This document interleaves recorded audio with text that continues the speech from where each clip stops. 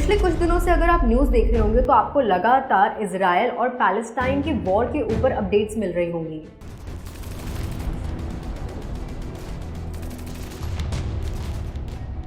जहां पर हमास ने सैटरडे को 5000 रॉकेट स्ट्राइक करके इजराइल के आयरन डोम सिस्टम को फेल किया, वहीं इजराइल ने पलटवार करके संडे को वॉर डिक्लेयर कर दिया। אזרחי ישראל, אנחנו במלחמה, לא במבצע, לא בסבבים, במלחמה. הבוקר חמאס פתח במתקפת פתע רצחני נגד מדינת ישראל ונגד אזרחיה. न्यूज रिपोर्ट्स के हिसाब से अब तक मरने वालों की संख्या 1000 से ज्यादा हो चुकी है और 2300 से ज्यादा लोग क्रिटिकली इंजर्ड बताए जा रहे हैं। इजराइल और पैलेस्टाइन कॉन्फ्लिक्ट्स वर्ल्ड में कुछ सबसे पुरानी और पर्सिस्टेंट कॉन्फ्लिक्ट्स रही है, पर ये इजराइल पैलेस्टाइन कॉन्फ्लिक्ट शुरू कैसे हुआ और इसके पीछे की हिस्ट्री क्या है और इंडिया के लिहाज से ये वॉर स्ट्रेटेजिकली कैसे इम्पैक्ट करेगा, ये भी बहुत मेजर इशू है। आज की सिचुएशन को समझने के लिए हमें कुछ समय पीछे चलना होगा। वैसे तो रीजंस कई है, but we have summarized some of the major events. Pre 20th century ऐसा बोला जाता है कि इजराइल की सिटी जेरूसलम में जूइश, क्रिश्चियन और अरब्स के अपने अपने रिलीजन के अपने अपने इंपॉर्टेंस है, और ये रिलीजन्स की इंपॉर्टेंस को बताने के लिए हमेशा से ही इन तीनों कम्युनिटीज में कॉन्फ्लिक्ट्स होते आ रहे हैं। जबकि 19th सेंचुरी में इजराइल और पैलेस्टाइन के रीजन में हर कम्युनिटी की पॉपुलेशन काफी पीसफुली रहते आ रहे हैं, जिसमें 87% मुस्लिम, 10% क्रिश्चियन और 3% जूइश की पॉपुलेशन थी। अराइज ऑफ जायोनिज्म, और तभी Austro Hungarian Jewish journalist Theodor Herzl ने एक आइडिया प्रोपगेट किया to create Jewish homeland in Palestine, जिसको जायनिज्म का नाम दिया गया। इस मूवमेंट ने काफी हाई बटोरी, स्पेशली 1917 बेल्फोर डिक्लेरेशन के बाद, जिसमें ब्रिटिश गवर्नमेंट ने अपना सपोर्ट एक्सप्रेस किया कि अगर जूइश पीपल वर्ल्ड वॉर 1 के बाद ब्रिटिश का साथ देते हैं तो उनके लिए पैलेस्टाइन में ही नेशनल होम एस्टैब्लिश किया जाएगा। British mandate.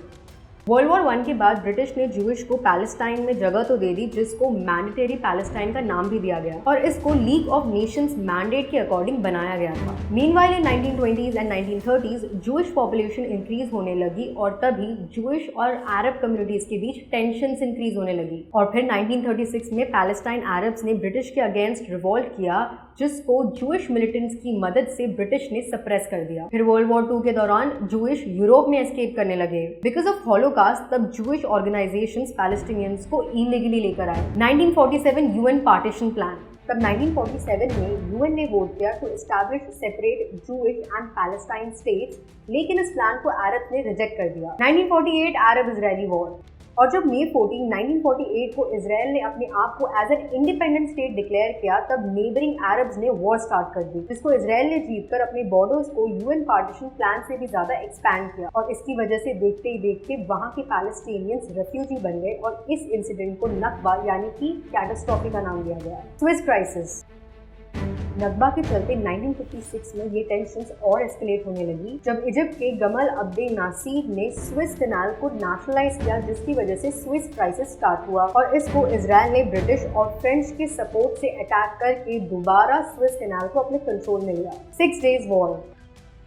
फिर आया 1967 में 6 डेज वॉर, जिसमें इजराइल ने Gaza strip, West Bank, Golan Heights और साइनाई पेनिनसुला को जीतकर उस पर कंट्रोल हासिल किया। इसके बाद इजराइल, पैलेस्टाइन और अरब्स के बीच में कई वॉर्स हुए, जैसे Palestinian intifadas, Lebanon wars, war of Hamas etcetera. Now coming to the current situation. Current situation के हिसाब से हमास गाजा के ऊपर रूल करता है और जो गाजा के बॉर्डर्स है वो इजराइल और इजिप्ट द्वारा टाइटली कंट्रोल किए जाते हैं। वहीं वेस्ट बैंक पर आज भी इजरायलियों का कब्जा है। जैसा कि सब जानते हैं कि इजराइल और पैलेस्टाइन के बीच काफी टेंशंस हैं। इवन इजराइल का ये भी मानना है कि अगर गाजा और वेस्ट बैंक में रह रहे पैलेस्टीनियंस को उनके घर आने को अलाउ किया तो वो उनकी कंट्री के लिए एक नेशनल थ्रेट बन सकते हैं। एक रीजन ये भी है कि पूरे जेरूसलम को इजराइल अपना कैपिटल मानती है, पर पैलेस्टीनियंस ईस्ट जेरूसलम को अपना कैपिटल मानने का दावा करती है जब कभी फ्यूचर में वो पैलेस्टीनियन स्टेट बनेगा। हालांकि इजराइल पैलेस्टाइन को एज अ स्टेट रिकॉग्नाइज नहीं करता, पर ओवर 135 यूएन मेंबर कंट्रीज तो ये मानती हैं। अगर यूपीएससी के पॉइंट ऑफ व्यू से देखें तो अभी हाल ही में G20 समिट में India Middle East Europe corridor को अनाउंस किया गया था, and this is going to impact the progress and way forward for the same. इसीलिए अब इंडिया की न्यूट्रलिटी इस पूरे इशू में बहुत इंपॉर्टेंट होगी। तो ये है इजराइल पैलेस्टाइन के कॉन्फ्लिक्ट के ऊपर एक brief overview. I hope Israel Palestine के कॉन्फ्लिक्ट की हिस्ट्री का आपको नॉलेज हुआ होगा। ऐसे ही ट्रेंडिंग टॉपिक्स को अच्छे से समझने के लिए subscribe to IAS with Arihant।